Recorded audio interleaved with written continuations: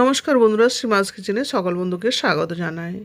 বন্ধুরা, এখন আমের সিজন, বাজারে প্রচুর পরিমাণে আম পাওয়া যাচ্ছে। তাই আজ আমি বানালাম দুর্দান্ত স্বাদের আমের টক ঝাল আচার। এই আচার রোদে দেওয়া ঝামেলা ছাড়াই সারা বছর সংরক্ষণ করে রাখতে পারবেন, একেবারে খারাপ হবে না। স্বাদ কিন্তু সারা বছর জুড়ে একই থাকবে। আর একটা জিনিস, যেদিন এই আচারটা তৈরি করবেন সেই দিন থেকে আপনি খেতে পারবেন। বন্ধুরা, রান্নার ভিডিওটি যদি ভালো লাগে একটা লাইক দিয়ে দেবেন, আর তার সাথে সাথে বন্ধুদের সাথে শেয়ার করবেন। বন্ধুরা, এখানে আমি 1 কিলো আম নিয়ে নিয়েছি। আমি 1 কেজি হিসাবে আজ আচারটা করে দেখাবো। আপনারা যেমন খুশি আমটা নিয়ে নিতে পারেন। আর এই টাইমে আমটা খুব বেশি শক্ত হবে না আঠিটা, তাই আচারটা করতে খুব ভালো হবে। বন্ধুরা, এই আমটা পরিষ্কার জল দিয়ে ধুয়ে আমি অন্য পাত্রে তুলে নেব। বন্ধুরা, আমি আগেই ধুয়ে নিচ্ছি জল দিয়ে আমটা, কারণ আমে বেশি জল থাকা চলবে না। যদি আমে বেশি জল থাকে তাহলে আচারটা খারাপ হয়ে যাওয়ার সম্ভাবনা থাকবে। দেখুন, আমি অন্য পাত্রে তুলে নিয়েছি আমগুলো। বন্ধুরা, টক ঝাল আচারটা তৈরি করার জন্য আমি আমটা কেটে নেবো। দেখুন, প্রথমে আমি বোটাটা কেটে নিলাম, তারপর আমি কেটে নেবো চাপ দিয়ে। বুটিটা চাপ দিয়ে দেখুন কেমন করে আমি কেটে নিচ্ছি। আঁটিটা শক্ত হলে আপনারা এরকমভাবে কাটবেন, নাহলে হাতে লেগে যাওয়ার সম্ভাবনা থাকবে। এখানে এই আচারে কিন্তু আমি খোসাটা ছাড়াবো না। খোসা না ছাড়িয়ে আচারটা তৈরি করা না যায়। এবার দুভাগে ভাগ করে আটির মাঝে যে দেখুন পাতলা আঁশের মতো যে অংশটা, সেটাও তুলে ফেলতে হবে।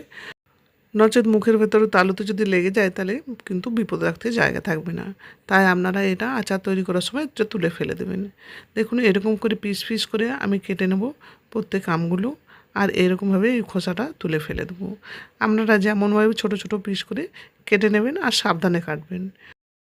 বন্ধুরা, আমার সব আমগুলো কেটে নেওয়া হয়ে গেছে। দেখুন, আমি পিসগুলো এমনি করেছি, আপনারাও এরকম সাইজটা করবেন, তাহলে সুবিধা হবে। আর আমার আমগুলো প্রত্যেকটা আঁটি হয়নি, কোনোটা আঁটি হয়েছে, কোনোটা আঁটি হয়নি। এবার আমের টুকরোগুলো দিয়ে দেবো 2 চামচ নুন আর হলুদ, যাতে অতিরিক্ত জলটা আম থেকে বেরিয়ে যায়। আর 4 থেকে 5 ঘন্টা ঢাকা দিয়ে রেখে দিতে হবে, তাহলে কিন্তু জলটা অতিরিক্ত বেরিয়ে যাবে। আমে নুন মাখানোর জন্য আর একটা উপকার হবে, আমের টক ভাবটা কমে যাবে। এই যে অতিরিক্ত জল বেরোবে, এতে আমের টকটা কমে যাবে। দেখুন, আমটা নুন হলুদ ভালো করে মেখে নিয়েছি। এবার 4 থেকে 5 ঘন্টা আমি ঢাকা দিয়ে রেখে দেবো। 4 থেকে 5 ঘন্টা পর ফিরে এলাম। দেখুন কতটা আম কমে গিয়েছে, জলও অনেকটাই বেরিয়েছে। এবার আমি একটা ঝুড়ির উপরে আমগুলো রেখে দেবো। এইভাবে যদি আমগুলো ফুটো দেওয়া ঝুড়িতে যদি রাখা হয়, তাহলে যে জলটা আছে অতিরিক্ত, সেই জলটাও ফুটো দিয়ে পড়ে যাবে।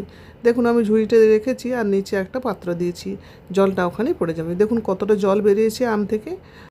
আমটা ঝুড়িতে আমি কিছুক্ষণ রেখে দিলাম। এবার যেটা এক্সট্রা জল আছে সেই জলটাও গড়িয়ে যাবে, তাহলে আমের আচারটা খেতে খুব ভালো হবে। বেশ কিছু সময় পর ফিরে এলাম। দেখুন, আম থেকে জলটা বেরিয়েছে কিছুটা। এবার আমি রোদে দিয়ে দেবো আমগুলো। আমি রোদে পেপার পেতে শুকিয়ে নেবো আমটা। আপনারা থালাতেও শুকিয়ে নিতে পারেন, বা যে কোনো জায়গাতে শুকিয়ে নিতে পারেন আপনাদের সুবিধা অনুযায়ী। এভাবে যদি আপনারা আচার তৈরি করেন, তাহলে আমের আচারের টেস্ট কোনো দিনই খারাপ হবে না, কোনো গন্ধ স্মেল হবে না। আচারের যে আমের টেস্ট, সেই আমের টেস্টই থাকবে। 4 থেকে 5 ঘন্টা আমি রোদে শুকিয়ে নিয়েছি। দেখুন কতটা ঝুরঝুরে হয়েছে, একেবারে প্যাচপ্যাচে আমের ভাবটা নেই, বেশ শুকনো শুকনো ভাব হয়েছে। হ্যাঁ, এবার আমি আচারটা তৈরি করে নেবো। আচার তৈরি করার জন্য শুধু আমটা রেডি করলে হবে না। আমি আমটা তো রেডি করে নিলাম, এবার আমি মশলাগুলো নিয়ে নিয়েছি। চলুন আমি মশলাটা রেডি করে নিই। প্রথমে আমি মশলাটা রেডি করার জন্য কড়াই চাপিয়ে দিচ্ছি, ফ্লেমটা লোতে রেখেছি, দিয়ে দিচ্ছি লঙ্কা। আমি আপনাদেরকে প্রথমেই বলে দিচ্ছি, আমি মশলাটা একসাথে ভাজছি না, কারণ কোনোটা বেশি ভাজতে সময় লাগবে, কোনোটা কম ভাজতে সময় লাগবে। লঙ্কাটা বেশি ভাজতে সময় লাগবে, সেই জন্য লঙ্কাটা আমি একটু নাড়াচাড়া করে নিলাম। তারপর দিয়ে দিলাম 2 চামচ ধনে, গোটা ধনে দিয়েছি। ধনেটা একটু ভাজতে সময় লাগে, তাই আমি একটু গোটা ধনে দিয়ে দিলাম। তারপর দিয়ে দিলাম 2 চামচ মৌরি। আপনারা বুঝতেই পারছেন, যেগুলো আমি বেশি সময় লাগবে ভাজতে, সেই জন্য আমি আগে আগে সেগুলো দিয়ে দিচ্ছি। দিয়ে দিলাম 2 চামচ গোটা জিরে। এরকমভাবে যদি আপনারা ভাজেন, তাহলে কিন্তু মশলার গন্ধ খুব ভালোভাবে বজায় থাকবে, আর মশলার টেস্ট খুব সুন্দর থাকবে। দিয়ে দিলাম 1 চামচ জোয়ান। জোয়ান পেটের পক্ষে খুবই ভালো। দিয়ে দিলাম 1 চামচ মেথি। মেথিটাও ভালো করে একটু নাড়াচাড়া করে নিলাম। দেখুন, আমি একটা মশলা দিয়েছি আর একটু একটু করে নাড়াচাড়া করে নিয়েছি। এইভাবে আপনারা মশলাটা করতে থাকবেন। দিয়ে দিলাম এবার 1 চামচ কালো জিরে। খুন্তি দিয়ে আপনারা কন্টিনিউ নাড়তে থাকবেন, আর আপনারা জিনিসগুলো সাজিয়ে মশলাটা তো ভাজতে থাকবেন, তাহলে কিন্তু সুবিধা হবে ভাজতে। আমি নিয়ে নিলাম 4 চামচ সর্ষে। এখানে সর্ষে, সাদা সর্ষে বা কালো সর্ষে, যে কোনো সর্ষে নিতে পারেন। আমি দেখুন সর্ষে দিয়ে আমি আর একটু ভালো করে নাড়াচাড়া করে নিলাম। বন্ধুরা, মশলা থেকে একটা সুন্দর গন্ধ বেরিয়েছে। কালারটা হালকা চেঞ্জ হয়েছে। আপনারাও যেমন পরিমাণে আম নেবেন সেই অনুযায়ী মশলাটা তৈরি করে নেবেন। দেখুন এবার আমি মশলাটা রেডি হয়ে গেছে। এবার আমি গ্যাস অফ করে মশলাটা অন্য পাত্রে নিয়ে নেবো ঠান্ডা হওয়ার জন্য। যতক্ষণ ঠান্ডা হচ্ছে সেই টাইমে আমি আচারের তেলটা চাপিয়ে দিলাম। আমি কড়াই নিয়ে নিয়েছি আর দিয়ে দিলাম সর্ষের তেল। সর্ষের তেলে আচারটা তৈরি করে নিতে হবে। আর যেহেতু তেল আচার তাই তেলের পরিমাণটা একটু বেশি লাগবে। আমি এখানে ছোটো বাটি 1 বাটির মতো তেল দিয়ে দিয়েছি। তেলটা আমি প্রথমে গরম করে নেবো ভালোভাবে। তেল গরম করে নিলে সরষের তেলে কাঁচা গন্ধ থাকবে না। আর যদি গরম করে না ঠান্ডা করে নেওয়া হয় তাহলে কিন্তু মশলাগুলো পুড়ে যাওয়ার সম্ভাবনা থাকবে। দেখুন তেলটা গরম হয়ে গেছে। এবার আমি গ্যাস অফ করে তেলটা কিছুটা ঠান্ডা করে নেব। দেখতে পাচ্ছেন বন্ধুরা মশলাটা ঠান্ডা করে নিয়েছি। এবার আমি গ্রাইন্ডারে গ্রাইন্ড করে নেব। আপনারা চাইলে শিলে বেটে নিতে পারেন। বন্ধুরা আমি গ্রাইন্ড করে ফিরে এলাম। দেখুন মশলাটা আমি এইভাবে রেডি করে নিচ্ছি। খুব মশলাটা রাফ করছি না, আবার খুব গুঁড়ো করে নিচ্ছি না, ঠিক এইরকমভাবে মশলাটা তৈরি হবে। চলে যাচ্ছে এবার নেক্সট স্টেপে। বন্ধুরা মশলাটা রেডি করে আমি আবার আচার তৈরি কড়াইয়ের কাছে চলে এলাম। তেলটা যে গরম করে রেখেছিলাম সেটা 50% ঠান্ডা হয়ে গেছে। ঠান্ডা যদি না হয় তাহলে মশলাগুলো পুড়ে যাওয়ার সম্ভাবনা থাকবে, তাই আমি ঠান্ডা করে নিলাম। দিয়ে দিলাম অল্প একটু 5 ফোড়ন আর তার সাথে দিয়ে দিলাম অল্প একটু হিং। এই তেলের আচারে হিঙের গন্ধ দুর্দান্ত লাগে। এবার এই দুটো একটু ভেজে নেব। এগুলো মশলাগুলো যদি বেশি তেলে গরমে যদি দেওয়া হয় তাহলে কিন্তু পুড়ে যাওয়ার সম্ভাবনা থাকে। তার সাথে দিয়ে দিলাম 1 চামচ হলুদ আর দিয়ে দিলাম কাশ্মীরি লঙ্কার গুঁড়ো। এগুলো কিন্তু পুড়ে কালো হয়ে যায়, তাই আমি এগুলো কম তেল গরমের অবস্থাতেই দিয়ে দিলাম। দেখুন আমি এগুলো ভালো করে মিশিয়ে নিয়েছি। মিশিয়ে বেশিক্ষণ আর আমি নাড়বো না। দিয়ে দিলাম আমের টুকরোগুলো। আমের টুকরোগুলো দিয়ে ভালো করে নাড়াচাড়া করে নেবো কয়েক মিনিট। পুরনো বন্ধুদের অসংখ্য ধন্যবাদ আমার সাথে থাকার জন্য।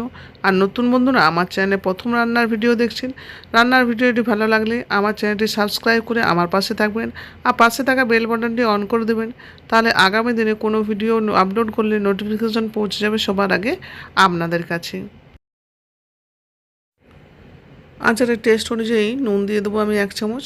যে নুনটা আমি দিয়ে দিয়েছিলাম জলটা যেহেতু ফেলে দিয়েছি সেই জন্য নুনটা অনেকটাই কম থাকবে, সেই জন্য আমি নুনটা দিয়ে দিলাম। নুনটা দিয়ে নাড়াচাড়া করে নেবো 2 থেকে 3 মিনিটের মতো, যাতে আমটা একটু নরম হয়ে যায়। বন্ধুরা আপনাদের কেমন লাগলো আজকে টক ঝাল আচারের রেসিপিটা প্লিজ কমেন্ট বক্সে কমেন্ট করে জানাবেন। আর একটা লাইক দিয়ে দিবেন। একটা লাইক আমাদের এগিয়ে যেতে অনেক হেল্প করবে।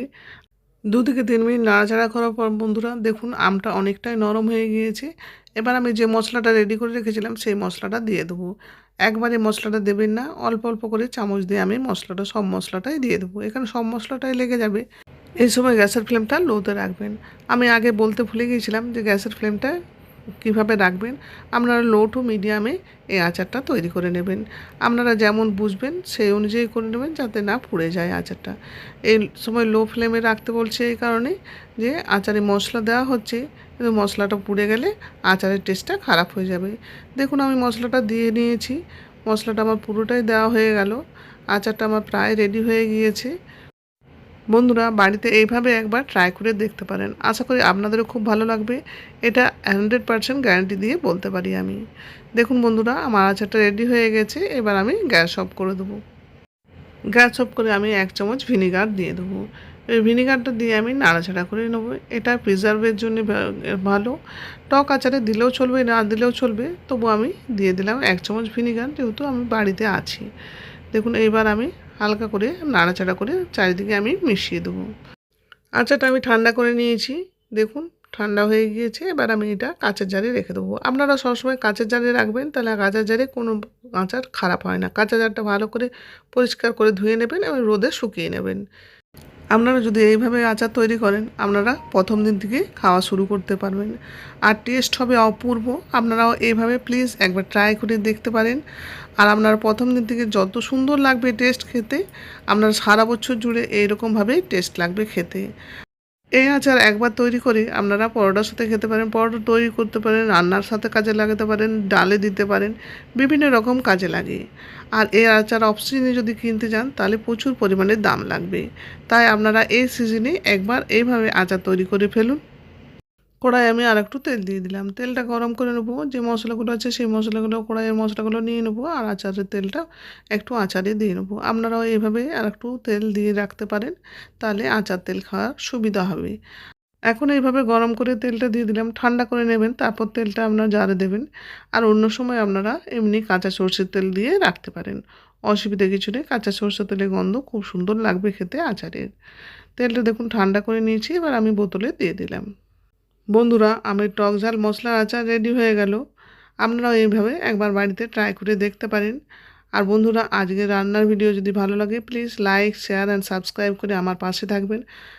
সবাই সুস্থ থাকবেন, ভালো থাকবেন। দেখা হচ্ছে পরবর্তী অন্য কোনো ভিডিওর সাথে। আজকের রান্নার ভিডিওটি শেষ পর্যন্ত দেখার জন্য সকলকে ধন্যবাদ।